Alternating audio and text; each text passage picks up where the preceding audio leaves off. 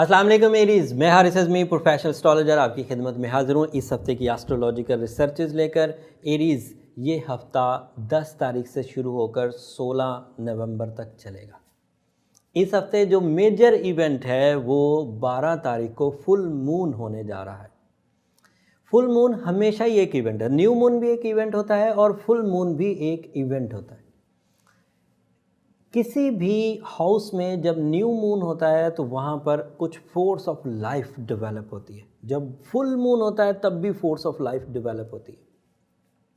Change आए कि इसका असर सिर्फ 2.25 दिन रहेगा, लेकिन आपके यहाँ क्योंकि ये सेकंड हाउस में होने जा रहा है, इसलिए जो इमोशंस पूरे चांद की वजह से आपको मिलेंगे, उन इमोशंस का एक बहुत बड़ा इम्पैक्ट आपके सोर्स ऑफ इनकम पर जाएगा। एक बहुत बड़ा इम्पैक्ट आपकी उस तड़प की तरफ जाएगा जो आपको कामयाबी की तरफ बढ़ाने की कोशिश करेगी। उस इमोशनल बूस्टर की वजह से आपको अपनी कामयाबी की थ्रस्ट बढ़ेगी।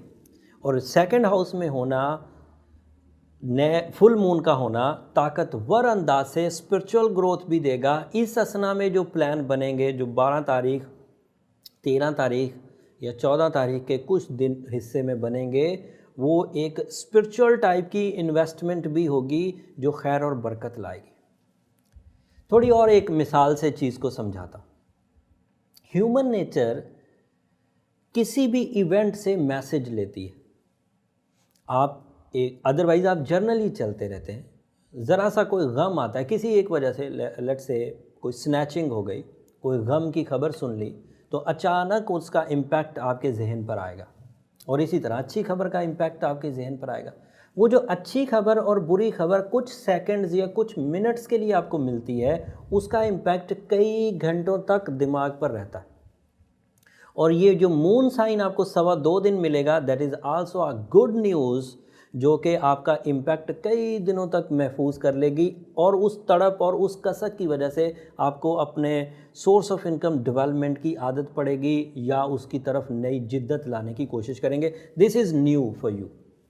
अदरवाइज़ जो प्लैनेटरी पोजीशन है उसमें रेट्रोग्रेशन ऑफ मरकरी आपके यहाँ 8th हाउस में चल रहा है। And you know retrogression of mercury जो है वो जहनी काबिलियत को मांद करेगा, और 8th हाउस में होने की वजह से कुछ लॉसेस का सामना भी करना पड़ सकता है। मैंने रेमेडी पिछले 2 वीक से दे रखी है। जो अक्टूबर का महीना था 29 से 2 अक्टूबर तक का जो हफ़्ता था, 26 से 2 अक्टूबर तक का हफ़्ता था, उसमें भी मैंने आपको रेमेडी दे दी थी। फिर 2 अक्टूबर से लेकर जो 9 अक्टूबर तक का हफ़्ता था उसमें भी दी। जो लोग उसी वक्त से कंटिन्यू करे हुए हैं वो उसी तरह सूरह शम्स पढ़ें और सूरह यासीन की 13 आयत, सूरह यासीन की सेकंड लास्ट आयत 13 दफ़ा पढ़ें।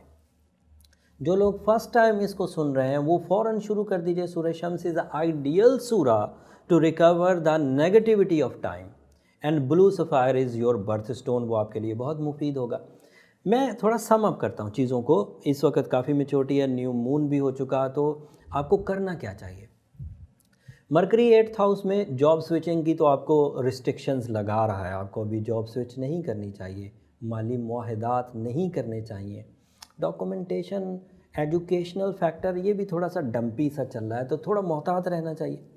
बट न्यू मून सीज़न में, फुल मून सीज़न में जो 12 तारीख को, दुनिया में 12 को चांद फुल हो जाएगा। पाकिस्तान में या मुख्तलिफ़ कंट्रीज़ में ये एक आध दिन आगे पीछे होता है, इसमें परेशान होने की ज़रूरत नहीं। चांद फुल हो गया तो वो आपके लिए अपने असरात डालना शुरू कर देगा, लेकिन जिस खित्ते में आप हैं उस खित्ते में एक आध दिन आगे पीछे हो सकता है। जैसे पाकिस्तान में एक दिन बाद होता है, बाकी दुनिया में एक दिन पहले हो जाता है, लेकिन उसके इम्पैक्ट्स आना शुरू हो जाएगा। And Jupiter is in your 9th house with Venus, so relationship sector is ideal.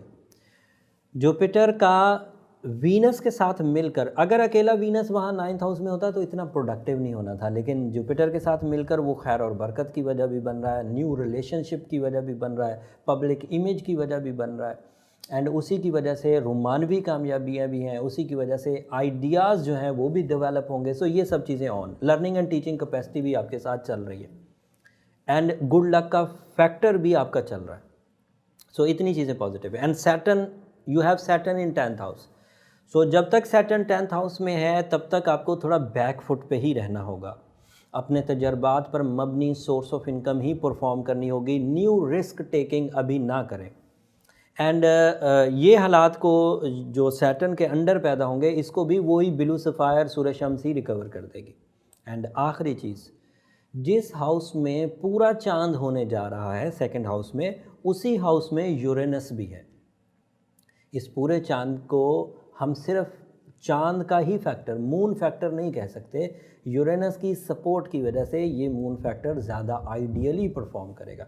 अगर सम अप किया जाए तो नौकरी पेशा एंड तिजारत पेशा लोगों को थोड़ा सा मोहतात होकर अभी चलने की ज़रूरत है।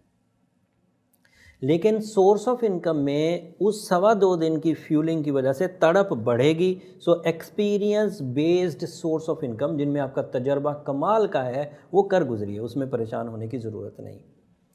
वीनस और जुपिटर के अच्छी पोजीशन पर होने की वजह से रिश्तेदारी इख्तियार करिए, रिश्तेदारी की कमज़ोरी को दूर करिए, नाराज़गियों को ख़त्म करिए, गेट टुगेदर्स करिए, आर्ट फैक्टर इंक्रीज़ करिए। एंड उसके अलावा जो इस तरह की चीज़ें हैं जिसमें तालीमी सेक्टर जो कि जज्बे से आता है वो वाला, मरकरी की जब तक रेट्रोग्रेशन रहेगी कंसंट्रेशन डाउन रहेगा। तो स्टूडेंट्स के लिए ये हफ्ता कोई बड़ा आइडियल नहीं है, लेकिन सीखने के अमल को रोका नहीं जा सकता जब तक कि जुपिटर 9th हाउस में। एंड उसके अलावा ट्रैवलिंग ऑन है। और जो मार्स के advantage, Mars is in your 7th house you know, और 7th हाउस में मार्स फैमिली लाइफ के लिए एनर्जेटिक माहौल पैदा करता है। चाहे जाए कि मार्स को यहाँ 7th हाउस में जवाल होता है, लेकिन क्योंकि वो आपका रूलिंग प्लैनेट है इसलिए आपको वो नेगेटिव नहीं रहेगा, किसी हद तक आपको फ़ायदा देगा और हिजरत को भी सपोर्ट करेगा। सो ओवरऑल एरीज़ के लिए ये अच्छा ही टाइम है, बुरा नहीं है। इक्का दुक्का चीज़ों को छोड़कर, मरकरी की रेट्रोग्रेशन को छोड़कर और सैटर्न के 10th हाउस को छोड़कर बाकी ज़्यादातर चीज़ें आपके लिए फेवरेबल हैं। इस हफ्ते अपने जौहर दिखाइए, अल्लाह ताला से उम्मीद रखिए कि आपकी प्लानिंग मुनाफा बख्श होगी। सूरज शम्स ज़रूर पढ़िए। और इसके एक पहलू जो प्रोफेशनली मुझे डिस्क्राइब करना है, ऐसा तो नहीं है कि सारे एरीज़ जो मैंने बताया इसी तरह चल रहे होंगे, कहीं ना कहीं तो कोई कमी, कोई कमज़ोरी होगी। वो जो कहीं कोई कमी कमज़ोरी आप फील कर रहे हैं, that is not for all Aries, that is only for you. उसमें 2, 4, 10 लोग हो सकते हैं, एक ख़ानदान में 2-3 लोग हो सकते हैं, एक ख़ानदान में 1 या 2 हो सकते हैं। उस सेक्टर को रिकवर करने का मतलब ये है कि आपको अपनी इंडिविजुअल फ्यूलिंग की ज़रूरत है। इंडिविजुअल फ्यूलिंग के लिए इस बात की अहमियत बढ़ जाती है कि आपका स्ट्रेंथ क्या, आपकी स्ट्रेंथ क्या है, और वो स्ट्रेंथ आपको आपकी डेट ऑफ बर्थ से ही पता चल सकती है, वो ये ओवरऑल सिचुएशन से नहीं पता चल सकती। अगर आपका रेशो ऑफ सक्सेस स्लो है जबकि हालात बहुत अच्छे जा रहे हैं, तो इसका मतलब है दैट इज़ इंडिविजुअल इशू, सिर्फ आपकी ज़ात पर। वो जब आप अपना बर्थ चार्ट, अपनी पर्सनल कैलकुलेशंस की तरफ जाते हैं तो वहाँ चीज़ें पता चल जाती हैं। सो ओवरऑल जो वीडियो हम आपको दे रहे होते हैं, जो प्लानिटरी सेटअप आपको दे रहे होते हैं, जो प्लानिटरी पोजीशन और रेमेडीज़ दे रहे होते हैं, ये उन लोगों के लिए ज़्यादा इफेक्टिव है जो अपनी स्ट्रेंथ भी जानते हैं, अपनी कैपेबिलिटी जानते हैं, अपनी परफॉर्मेंसेज एंड रिसोर्सेज जानते हैं।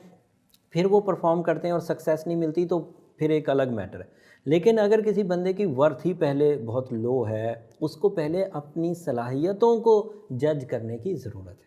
उम्मीद करता हूँ ये सारी इन्फॉर्मेशन आप अच्छे अंदाज से समझे होंगे। मैंने कोशिश की कि इसको बेहतरीन अंदाज से आपके सामने रखूं और अपने तईं तो कोशिश की, अब आगे आपका फीडबैक बताएगा कि मैं इसमें कामयाब रहा या नहीं रहा। अपनी रेमेडीज़ को जब परफॉर्म करें तो खुलूस नीयत से परफॉर्म करें।